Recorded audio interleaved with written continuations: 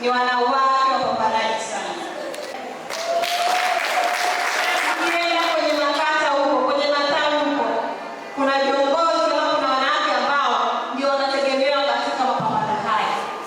Wako wanawake ambao wamejiunga kwenye ACT Amani. Ni wanawake ambao wanalinda viongozi, wanalinda wanachama dhidi ya nguvu za dola. Tumeshiriki mkutano wa ufunguzi wa kampeni. Waliokuwepo wanajua yaliyotokea.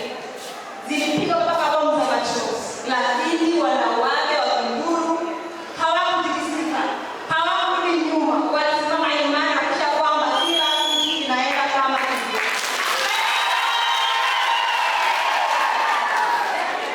Hapa tunazungumzia wanawake wa hamasa.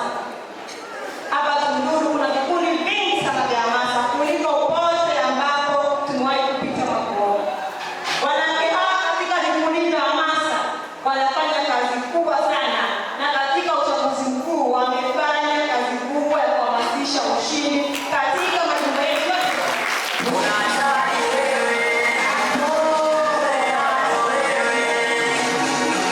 Wewe mwenyekiti, nikisema kwamba wanawake wa Tunduru ni wanawake mashupavu, majasiri, wapambanaji na maanisha. Na mfano mwingine rahisi ni juzi